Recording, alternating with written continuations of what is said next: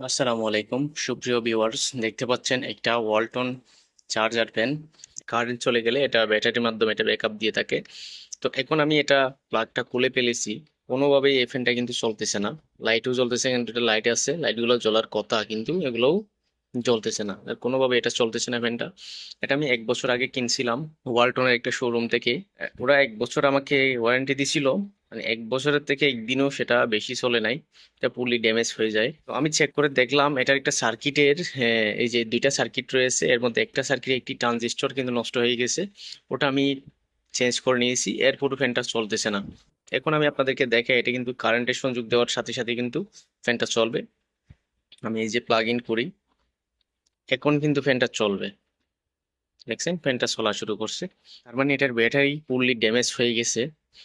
তো বন্ধুরা, এই ব্যাটারিটা ছিল ওই চার্জার ফ্যানে, দেখেন 6 ভোল্ট 9 এম্পিয়ার একটি ব্যাটারি ছিল। এই লিথিয়াম ব্যাটারিগুলো আমি ইউজ করব।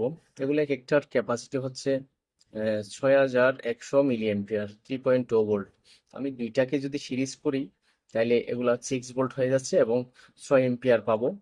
তো ওটা তো 9 এম্পিয়ার, 6 ভোল্টের 9 এম্পিয়ার ছিল। এই দুইটা আমি সিরিজ করলে হয়তো আমি ব্যাকআপ কম পাবো। সেই জন্য আমি চাচ্ছি এই দুইটা প্যারালাল করব এবং এই দুইটা আলাদাভাবে প্যারালাল করব।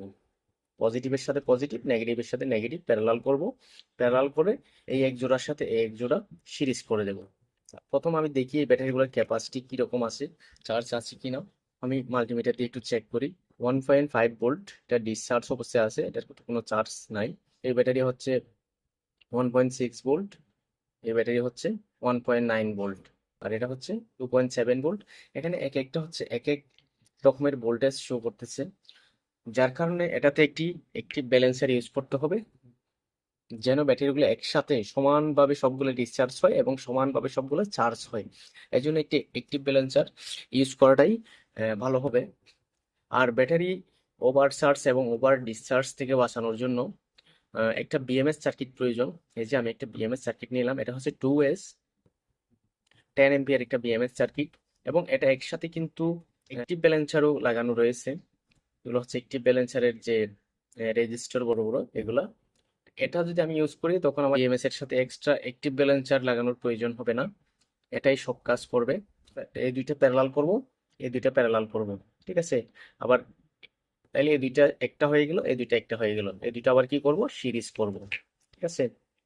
তার মানে এই দুইটা পজিটিভের সাথে পজিটিভ, নেগেটিভের সাথে নেগেটিভ আমি কানেকশন করে নেব। আর এই দুইটাও একইভাবে পজিটিভের সাথে পজিটিভ, নেগেটিভের সাথে নেগেটিভ আমি কানেকশন করে নেব। আর বিএমএসটার সিস্টেম হচ্ছে কি, ব্যাটারি প্রথম প্রান্ত নেগেটিভ এখানে কানেকশন হবে, আর মাঝখানে যে পজিটিভ প্রান্ত, পজিটিভ নেগেটিভ যে একসাথে সিরিজ হয়েছে, একসাথে জয়েন্ট হয়েছে, ওটা এখানে মাঝখানে লাগবে। আর এখানে ব্যাটারির অপর প্রান্ত যে পজিটিভ, এটা এখানে লাগবে। আর এখান থেকে হচ্ছে output P plus P minus, positive আর নেগেটিভ। এখন আমি সিরিজ করে নেব। আহ, এখন আমি ব্যাটারি দুইটা দুইটা করে প্যারালাল করে নেব প্রথমে। এই ব্যাটারি প্যাকটা সিরিজ প্যারালাল করে নিয়েছি।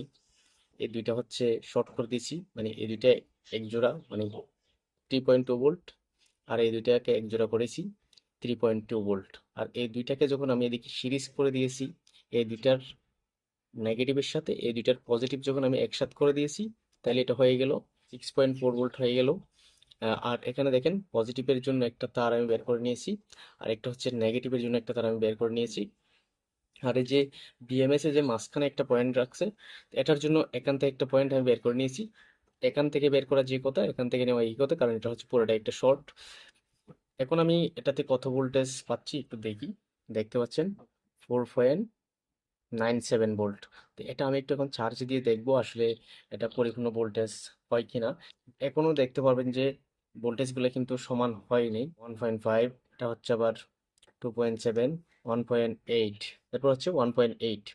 এগুলো কিন্তু এক একটা এক এক ভোল্টেজের। এটা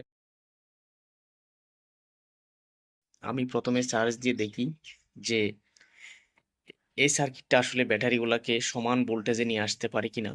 যদি নিয়ে আসতে পারে, তো ফাইনালি ব্যাটারি প্যাকটা আমি ট্যাপিং করে এবং বিএমএসটা ফাইনালি সেট আপ করে এই ফ্যানের মধ্যে আমি লাগাবো। এরপরে ব্যাক আপ টেস্ট করব। এখন আমি একটু মেজারমেন্ট করে দেখি আসলে ব্যাটারিগুলোর ভোল্টেজ প্রায় কাছাকাছি চলে আসছি কিনা, মানে ব্যালেন্স হয়েছে কিনা আমি একটু চেক করে আমি দেখি। 3.2 ভোল্ট দেখাচ্ছে এটা। এখনো কিন্তু ব্যাটারিগুলো চার্জ নিচ্ছে। এটাও 3.2 ভোল্ট হয়ে গেল। এবার এটা মেজারমেন্ট করে দেখবো আমি। এটাও 3.2 ভোল্ট, এটাও 3.2 ভোল্ট। তাহলে আমরা বুঝতে পারলাম যে এখানে প্রত্যেকটা ব্যাটারি প্রায় কাছাকাছি, মানে প্রায় ব্যালেন্স করে ফেলছে। সামান্য একটু পয়েন্ট এখনো বাকি আছে। ওটাও আর কিছুক্ষণ চার্জ দিলে আশা করি পুরোটাই এটা ব্যালেন্স হয়ে যাবে। এই প্যাকটা আমার ফিটিং করে শেষ হয়ে গিয়েছে। আমি একটা কভারের মধ্যে এগুলো আমি সেট করছি, যেন এটা ফ্যানের ভিতরে যদি আমি ইনস্টল করি যেন নড়াচড়া না করে। সেজন্য আমি প্রত্যেকটা সেল আমি গ্লুগান দিয়ে আটকিয়ে দিয়েছি, আপনারা দেখতে পাচ্ছেন। মানে 2 পেয়ার ব্যাটারি হয়েছে এখানে, 2 জোড়াকেই আমি আবার সিরিজ করে দিয়েছি। এবং দেখেন বিএমএসটাও আমি এখানে লাগিয়ে দিয়েছি গ্লুগান দিয়ে। P+P- এখানে ফ্যানের যে 2টি তার রয়েছে, ফ্যানের ব্যাটারি কানেকশনের ওই তার 2টি আমি লাগিয়ে দেব। ব্যাটারিগুলো এভাবে ফিটিং করে নিয়েছি। এভাবে ফিটিং করার পরে এখন আমি ফ্যানটা আমি ফিটিং করে ফেলবো। এটা হচ্ছে ফ্যানের যে সার্কিট ওটা। তো এরপর আমি টেস্ট করে দেখবো আসলে এই 4টা ব্যাটারি কেমন ব্যাকআপ দেয়। এই যে ব্যাটারিগুলো আমি ফিটিং করে নিয়েছি। তো এ পর্যন্তই থাকলো। আমি এটা ব্যাকআপ টেস্ট করার পরে আবার ভিডিওতে আসছি এবং আপনাদেরকে জানাবো কেমন ব্যাকআপ পেলাম, কত ঘন্টা ব্যাকআপ পেলাম। ভিউয়ার্স, আমি এটা ব্যাটারি চেঞ্জ করার পরে আমি এটা ব্যাকআপ টাইমটা আমি চেক করেছি। এটা প্রায় 5 ঘন্টা যাবত ব্যাকআপ দিয়েছে। আর 5 ঘন্টা ব্যাকআপ দেওয়াটাই স্বাভাবিক, কারণ এটাতে যে লেড অ্যাসিড ব্যাটারি ছিল ওটা হচ্ছে 6 ভোল্ট 9 এম্পিয়ার। এখন আমি যে লিথিয়াম ব্যাটারি প্যাকটা আমি এখানে লাগিয়েছি সেটা হচ্ছে 6 ভোল্ট 12 এম্পিয়ার, অর্থাৎ 6 ভোল্ট 12 এম্পিয়ার আগের চেয়ে 3 এম্পিয়ার বেশি। যার কারণে একটু বেশি ব্যাকআপ দিবে, এটাই স্বাভাবিক। তো আপনারা চাইলে আপনাদের যে ফ্যানগুলা নষ্ট হয়ে যায়, ব্যাটারি নষ্ট হয়ে যায় অথবা অন্য কোনো সমস্যা, এগুলো চেক করে জাস্ট ব্যাটারিটা যদি আপনি লিথিয়াম ব্যাটারি প্যাক লাগান তাহলে আমার মনে হয় দীর্ঘদিন ব্যবহার করা যাবে এবং ব্যাকআপও ভালো পাবেন। এরকম আরো ভিডিও পেতে অবশ্যই আমার চ্যানেলটি সাবস্ক্রাইব করবেন। ধন্যবাদ সবাইকে। আসসালামু আলাইকুম।